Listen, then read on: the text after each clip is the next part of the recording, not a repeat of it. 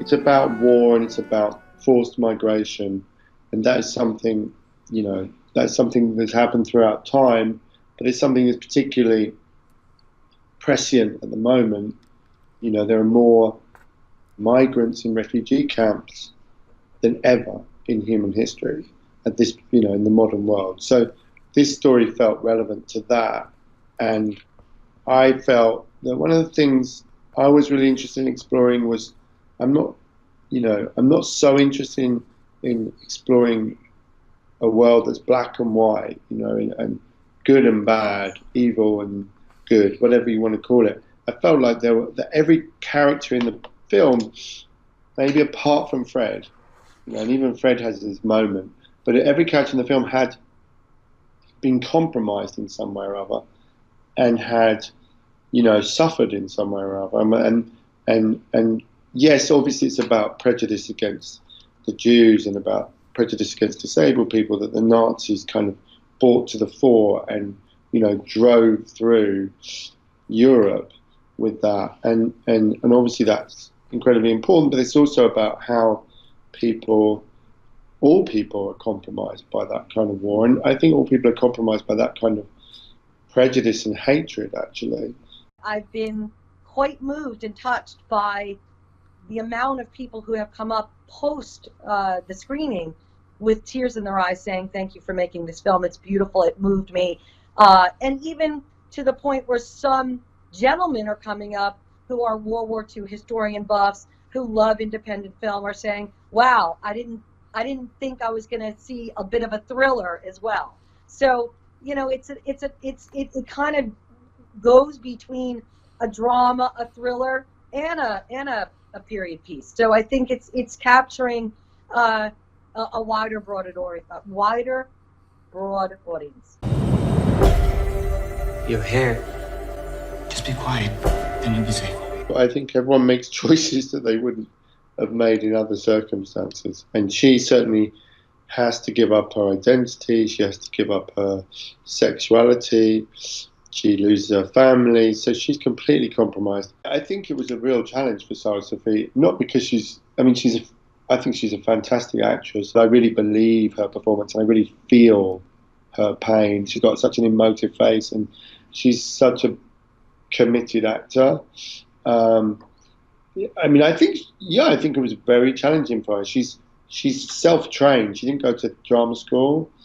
So she really gets, you know, her methods seem very much gets into the role and understands the character.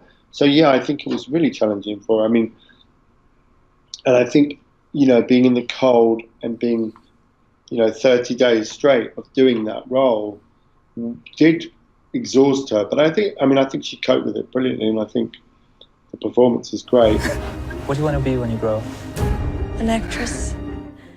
Arthur and, you know, Sarah Sophie were really dedicated to the part. So, you know, Sarah Sophie really, you know, she didn't jump off that lorry. That is a stunt woman, but she did put herself face down in that water, and trust me, that was freezing water. And then Arthur wore a leg brace, you know, to make him walk. We decided, well, he really decided actually that was the easiest way for him to not have to worry about that. So he was forced to walk with a limp. But the leg brace meant it was very uncomfortable. Well, my character name is Aksel. He lives with his family on the farm out in the woods outside Trondheim. And he has cerebral palsy. So that's a challenge for sure in that period of time. And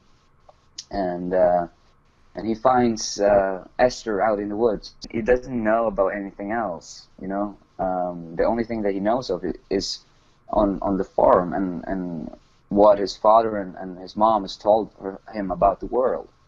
And it's not very. It's not much. Yeah, and then he meets Esther, and she got dreams, hopes, and dreams, and it comes from this entire different world, and I think that's what Aksel falls in love with. I saw Arthur in a great film called The King's Speech, which is a Norwegian film. And then I met him a number of times, and he just has a real, he was brought up on a remote island. He has an innocence to him that, I think he can channel that character very well. Me and my brother were actually from a really small place, an island actually, and it's not very different actually from this kind of life, or because it's difficult to be different in small places, for sure.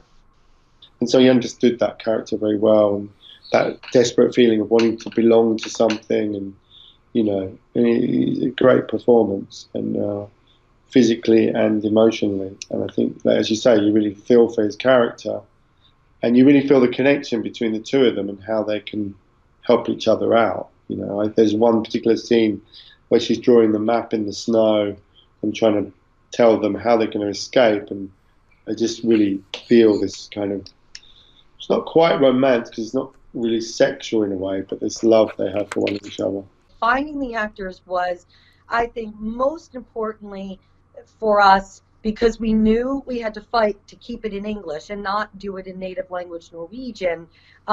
We did want to find actors that spoke English but still had a Scandinavian accent on purpose, because I wanted it to still be authentic to the story, to the time period and where it was set, and purposely shooting it on location in Norway. And it wasn't hard to find Scandinavian actors that speak English. Unfortunately, for everybody over here on this side of the pond, Scandinavians, I think, speak way better English than we do.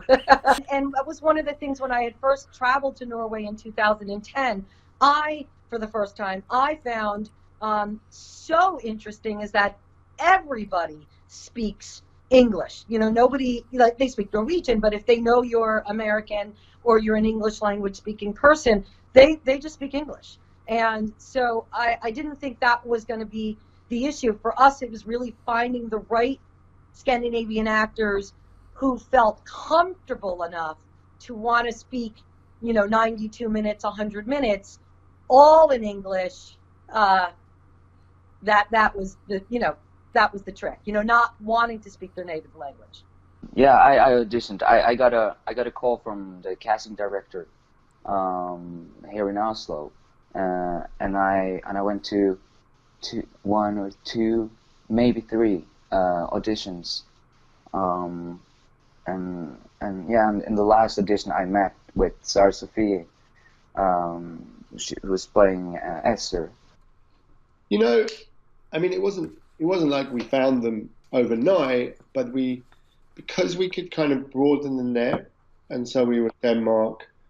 We cast in Denmark, in Finland. Laura's from Finland. Jacob and Sazu are from Denmark. Her father in the film, Dag, and Fred Johannes are from Sweden, and then most of the others are from, like Aksel, and her mother are from Norway. So we had a broad range of Scandinavians, and the Scandinavian actors are just fantastic. I try to read the script as many times as possible. I read books, articles, movies, documentaries, anything that can be relatable to the topic. I went to the Holocaust Center here in Oslo, and that was very helpful. And then from here, it's a little bit difficult to describe the process, but I just try to surround myself with the material. I think once we found Sazu, Sarah Sophie Pusnina, then I was really comfortable, and we actually auditioned her and Jacob together, and that really made me comfortable and really made me believe that you could believe in this character, because obviously the whole film really, hinges on her. She's in every scene, and it's a tough part. I just wanted to say how grateful I was to have the actual cast and crew of this film, from my DP to my editor to the composer, who I thought the score of this movie really was spot on to when you live with a project for so long and you have your own ideas, every single person gave their very best to this, and having a completely Norwegian crew just embrace it, and we're American, UK, and some Scandinavian actors, right? So but I'm grateful to every single person that was involved in this film, including my financiers, Motion Picture Capital, and my producing partner, Leon Florence, who actually was the one who helped me get it, as we say, over the goal line. It would never have happened without Leon Florence. So I owe him a lot to get it to the end zone, so to speak. And, most importantly, I'm grateful to Ross Clarke, who also championed to want to direct this film. So, I'm grateful to him to make this movie and now go through this journey with me of bringing it out to the world. So that's what I wanted to say. It's easier this way. The world thinks I'm a boy. Films will find their audience. We've already done that with our festivals. We're going to, all our screenings over the next month are sold out. So I know that, there is an audience for this type of film. And I think, the Oscars and other awards and the way that people are looking at diversity now is a positive thing, because I think we're going to see more stories from more different types of people around the world, and not just this singular, white American or white Eurocentric vision. And I think that's a great thing. I love just seeing movies from all over the world in different perspectives, and long may that continue. I very rarely miss.